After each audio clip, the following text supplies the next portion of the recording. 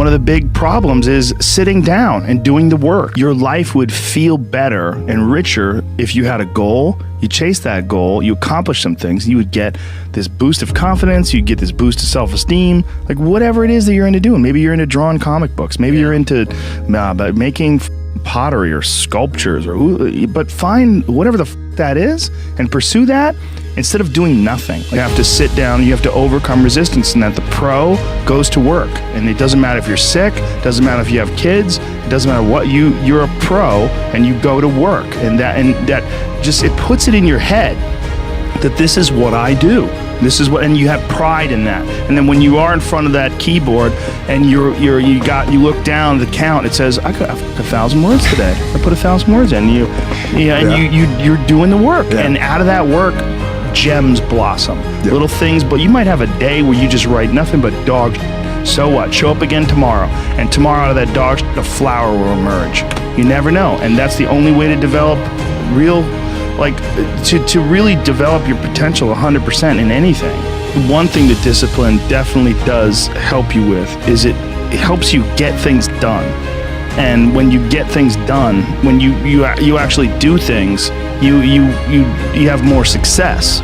If you have more success, and sometimes a big part of success is just not being lazy and just doing it. Yeah. That's like 90% of it is just showing up.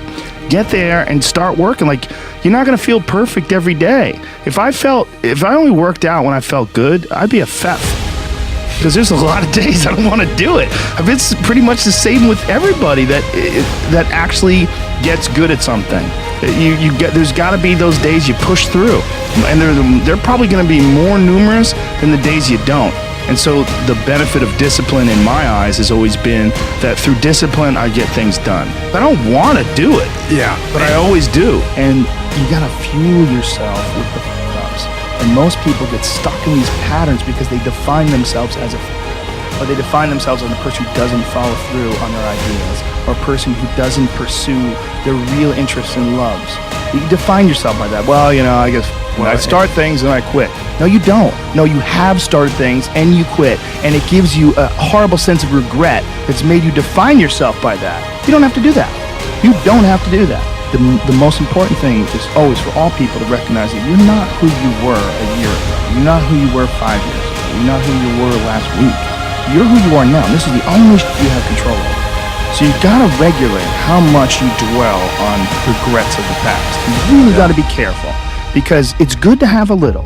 Because my regrets, whether it's things of professional nature or the very few regrets friendship-wise, which is one thing that makes me very happy. But there's life is strange. There's a lot going on. There's a lot of factors happening in life. But for sure, who I am now wouldn't have ever happened if I didn't fuck up. If I didn't make those mistakes, I wouldn't have understand the importance of friendship and kindness.